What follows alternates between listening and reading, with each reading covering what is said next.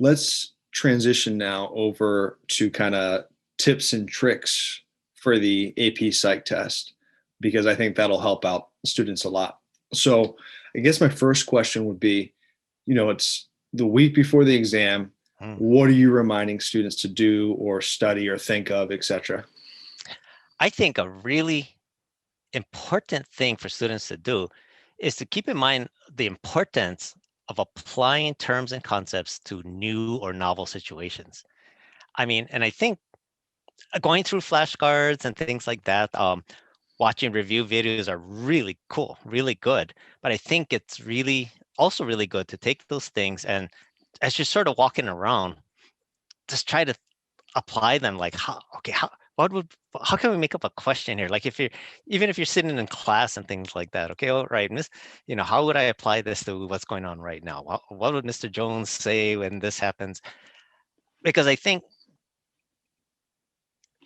when we study previously released exams and old multiple choice questions and free response questions, those are really good practice.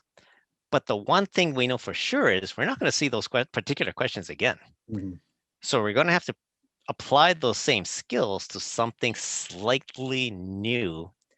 And I think that's a very, very important skill to acquire. Um, I think vocabulary and concepts are super important also because it saves you so much time to use the proper term or concept rather than describing it, which may be just as good, but it'll take you twice as long.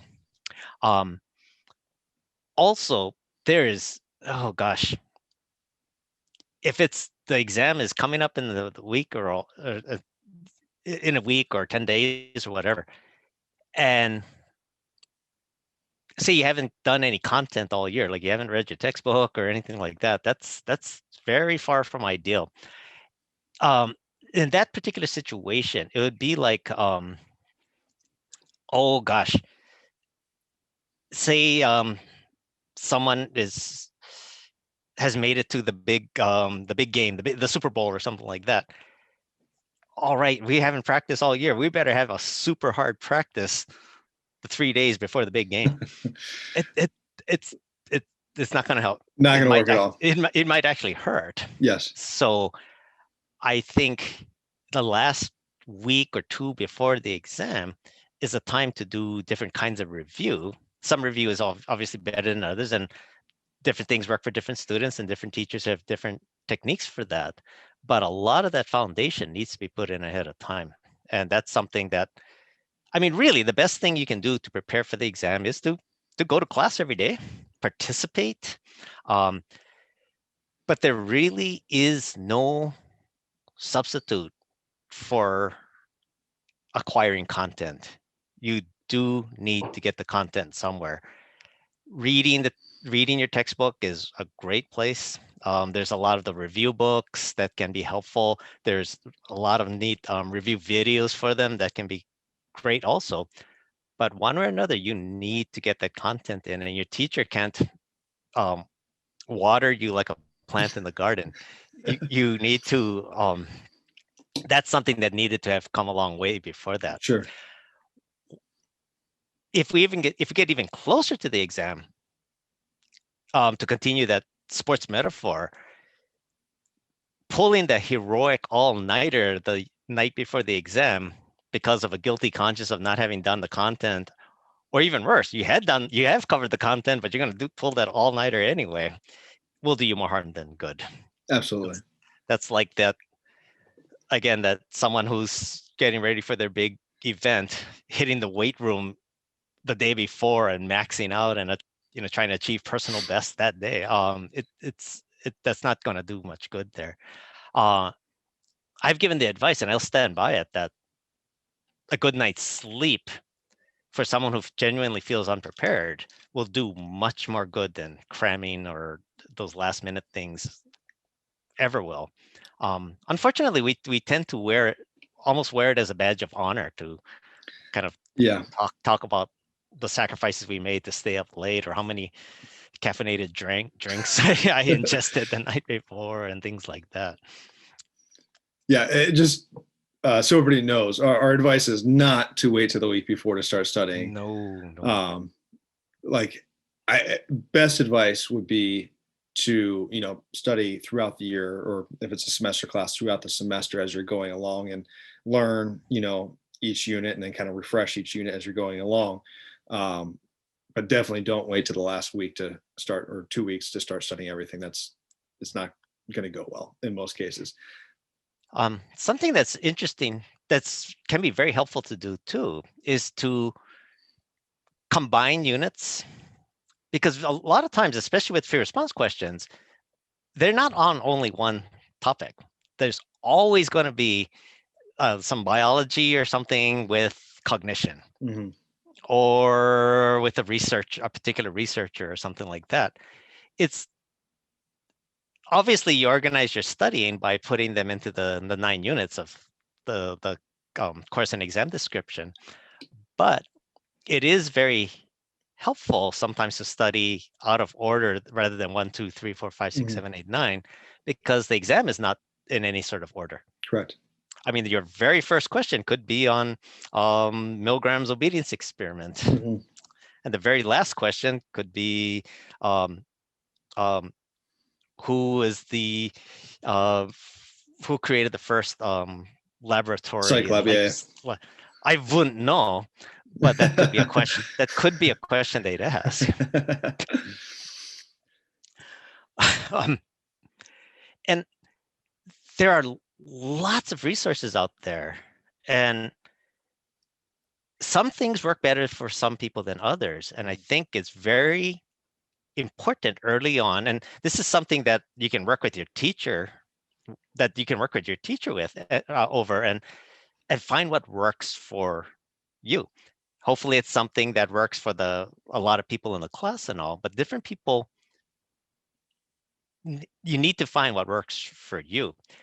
Now, that's not to be confused with, oh, I learn better if I just read the night before the test. No, that doesn't work for anybody. Yeah. You might feel like it does, but Mhm. uh, show me the data on that. I don't think it exists.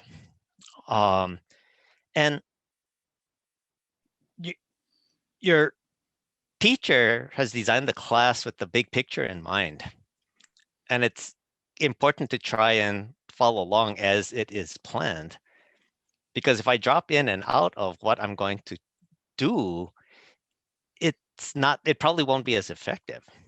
I mean, you're you're a student and a teacher are partners in this task, and the if you want to look at it as an opponent or as a challenge, is the exam. Yes. And you College board. both, the teacher and student both have the same goal in mind, and that is to slay the dragon that is the AP exam. Um, it's good also to not be thrown by things you see that you don't know. It happens. It will happen. Every year, It every it year. will happen. I I've I've been reading AP exams since 2003, and every year one of the first questions people ask is, "Do you teach that?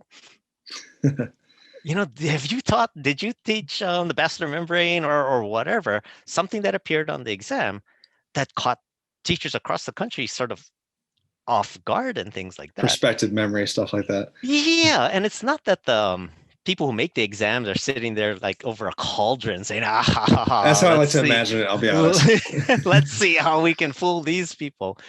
But they put things on there that in good faith that they think is fair to ask in some context, and it's very, very, very possible that I'm not familiar with that. However, however, you will be familiar with the great majority of it. Yes. Unfortunately, we do tend to remember with the whole availability heuristic, we do tend to remember things that stand out. So, oh gosh, I didn't know that question. I didn't know anything. No, you did. You came to class every day. You covered content as well as you did. You'll be familiar with the great majority of things on that exam. And that I think that can help a person relax to not focus on the unknown. There will be unknowns, but Mhm. that's just like that's why you take the exam. That's why teams play the matches or the games and all, Yeah. because You don't know Unknown things are. exactly what the next play might be if you're playing Yeah, but defense and the offense is going up. Yeah. and things will happen, and things will happen that you don't expect, and um, that's part of the that's part of the challenge of it.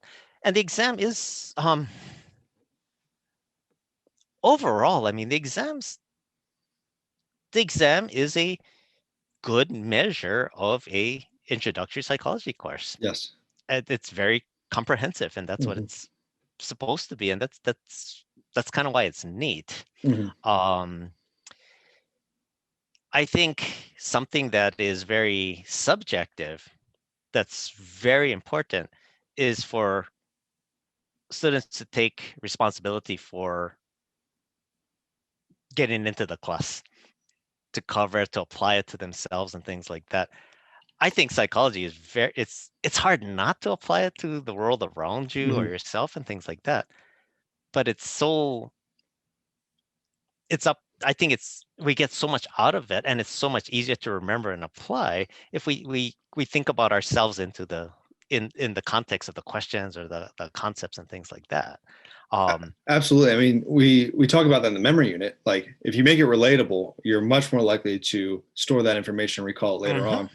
mhm. And not only that, but I feel that students who start applying those terms and concepts to their own life, like, enjoy the class more. Oh, sure. I had a student this year.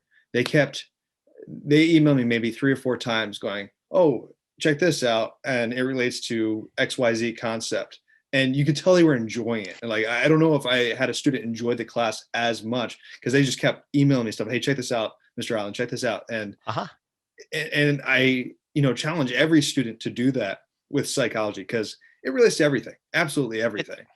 And it'll make the class so much more enjoyable, and you'll be much more likely to memorize and recall the content when it comes to test time as well. Is there a textbook, or not textbook, but a study review book that you would recommend over another? oh gosh, I know there's t- there's two that I have pretty a fair amount of experience with. That the AMSCO book is good, and that one's very thorough. It's, I yeah, mean, detailed, very detailed. heck, that could sub for a that could be a textbook, Yes, yeah. and I think some people do use it that way. Um, I think the Baron's Guide is also very good. It's And then concise and to the point. yeah, and there's that other one with different questions. I Like don't. there's an auxiliary book. There's the Baron's book, the green Yes, one, and yes.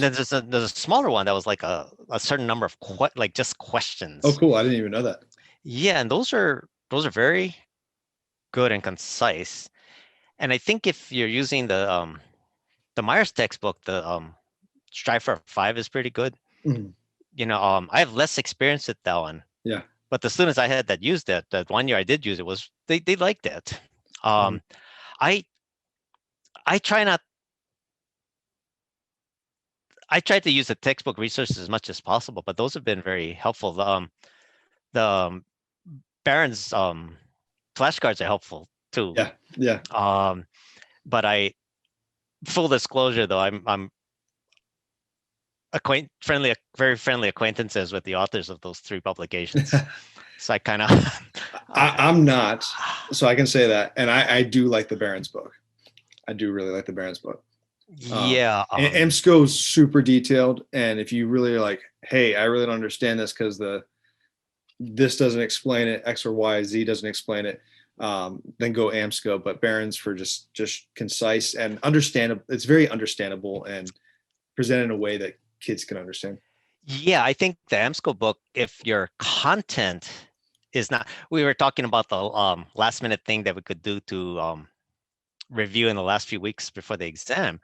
I think the AMSCO book for drilling would be very useful because not only does it have content, but if it's an auxiliary to another textbook, it also states things in another way. Yes. that's sometimes for students that can just be like the light bulb just comes on, Yes. like, oh, now I get it. The example's slightly different and Yeah, it clicks. Yeah, I like and it that.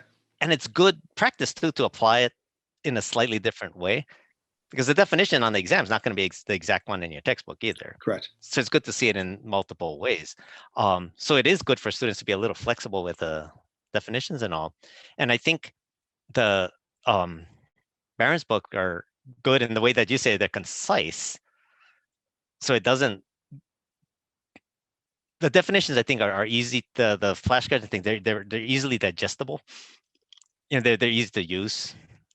Um, and I like them. I have several classroom sets that um, students can use and things. And I think using those for review regularly are very useful. Yeah, I definitely love those Baron review Uh-huh, cards, uh-huh. flashcards. Yeah, and I remember a couple of years ago, they when the pandemic first hit, I know several of these companies made some like desk copies free, and you could just get them and all. So I think the publishers see themselves in kind of the same boat. I mean, they're supportive of us, and I think that's wonderful. Like I say, I know the authors of these things, and they're very knowledgeable, solid people, Yeah, and they're very responsive too. I mean, if students were to look them up and write to them, they would. Um, I think they kind of enjoy if students point things out to them that they don't agree with, or they think they found a flaw with it. I think they really enjoy that. nice, nice. Yeah, yeah. One other thing in terms of just terms, I learned in the past few years here is someone mentioned it, I think, on the actual teacher page that we're on, is use the APA website to look up a term. Like if you want to quick look Yeah. up the term, and it's like, oh, maybe I don't own AMSCO or I don't own Barron, but I have Myers at home because that's what the teacher assigned me or whatever. I don't get it here. Go to the APA website, search the term because it literally just Google APA dictionary. It's probably one of the first links that pops up, and then you could Google any term, and that's another way to look at a term that might not make sense to you. So kids always ask, oh, what techniques should I use to study, for maybe a unit test or, at the end of the year? What advice do you typically give? Oh, testing effect. I mean, to practice actually answering questions without seeing the answer. I mean, you can do that as simply as with flashcards that are blank on one side or another.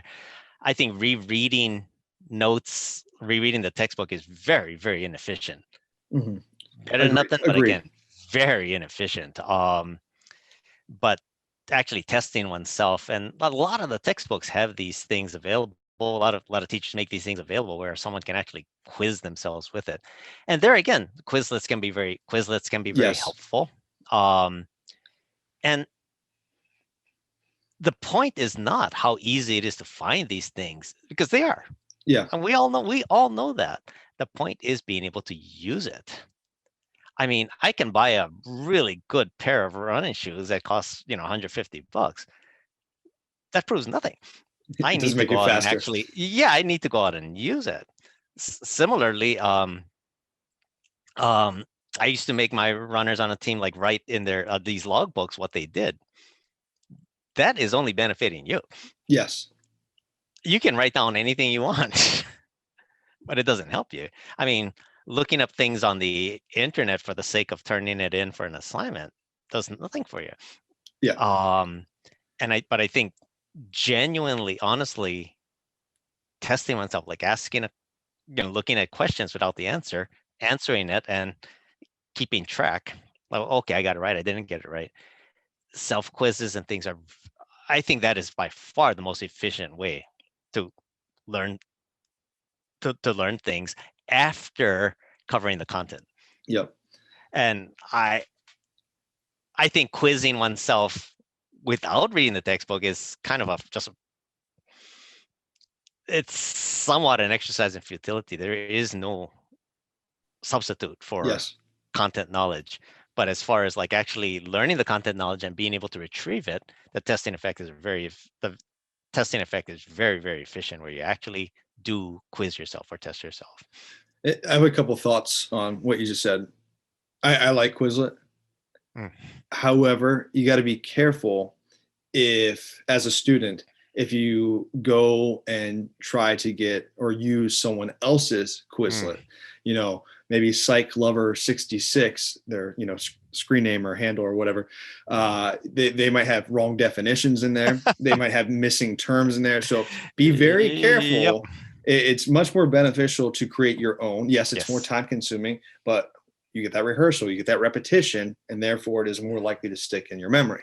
So just be careful when using Quizlet. And personally, I feel, and I bet I got to go back and look, but I'm sure there's research on this. I feel that writing things out by hand versus typing on the computer, you're more likely to recall that information. Now, I could be making that up, but I'm pretty sure there's studies out there that have supported that. Yeah, and that the beauty of Quizlet is that you can use it's easy to use to Mhm. quiz yourself with it. But again, and I think that part is still true regardless if you're using somebody else's or your own. But that's a very good point. If you're using somebody else's, well, you're at their mercy as far as accuracy. Yeah, Uh, and it's and I look at the testing effect is kind of like scrimmages. You can practice skills all you want, but at a certain point, doing it in kind of game situations, so to speak, has a lot of value.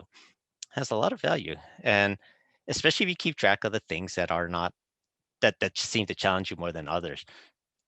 Is it unit 2 or unit 5 or whatever, or questions having to do with the ear or having to do with memory or something like that. That if you keep track, that can be very revealing, um, and especially if there's a way to not to study more than one unit. I mean, I understand many unit tests are just on the one unit because some of the units are pretty big, but the exam will be mixed. yes, And it is good to have some practice with that and maybe have a little cumulative section or maybe trade with others, or refer back to an old one or something like that. Just something to bring in the past knowledge so that you're accustomed to handling more than one topic area at one time, at one sitting. absolutely. Um, Although that could be counterproductive if your teacher's just doing a test on unit 2 and you're studying units 4 and 5 along with unit 2 Yes, with the long that is the challenge. That is the challenge. yeah. It's like, you're doing learning and cognition, and if you want to refer back to bio, another big unit, you're like, oh my gosh, that can get tough. Yeah. That can get real Yeah. tough. The other piece of advice I would recommend is definitely using the College Board quizzes. Yeah. That's a huge help. And now I'm sorry to teachers out there, especially new teachers, because that's just one more thing for teachers to set up.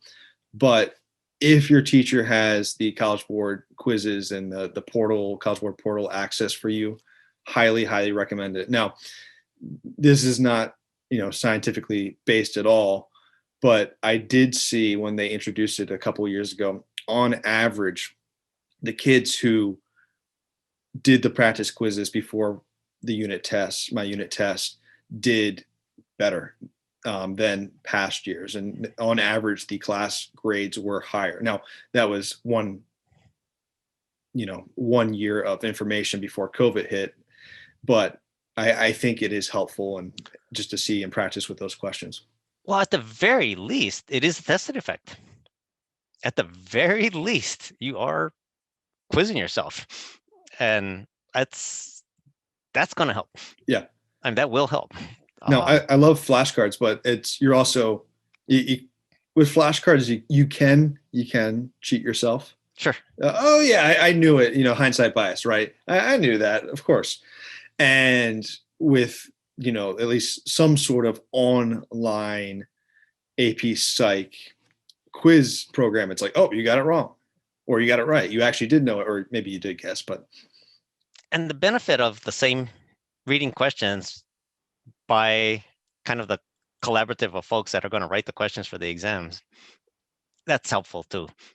Because a test bank for a textbook may or may not have the correct. same style or the wordings and stuff. Whereas College Board, well, they write their own stuff. So Mhm. that's good practice too. So, any other tips? Oh gosh.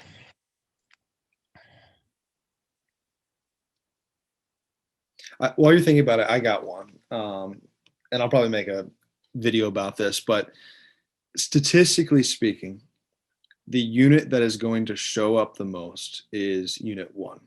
statistically speaking, which is your research methods and your statistics. Now, Hmm. of course, your kind of history of psychology stuff, background information will show up on there too, but there's a tendency now that I say this, the people are going to listen and change it all up on us, right? There's a tendency to include a lot of the research methods on there. What's the difference between an experiment, correlational study, et cetera, et cetera, et cetera, et cetera. So,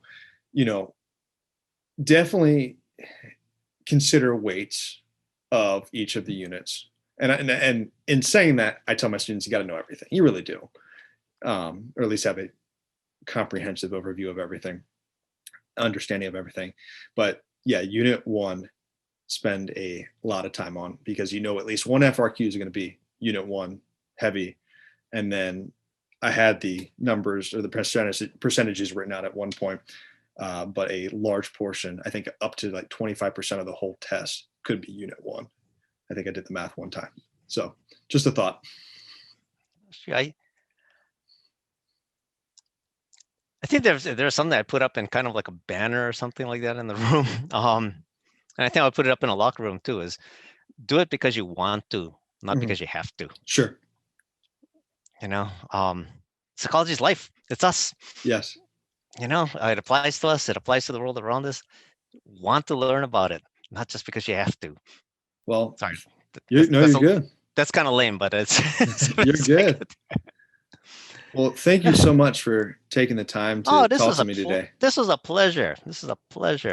And to the students listening, if you have questions about the test or stuff we talked about, throw those questions in the comments. If you're willing, I'm sure we could get back together again and maybe answer some of those questions in the future, especially in regards to the test. And, we want every student to succeed, not just our own. We are on your side. The test is eminently doable. Mm-hmm. I mean, it's a challenge, but nowhere near an impossible one. Correct. And it's a good challenge. It's a good, fair challenge, in my opinion. Awesome. Well, thank you so much.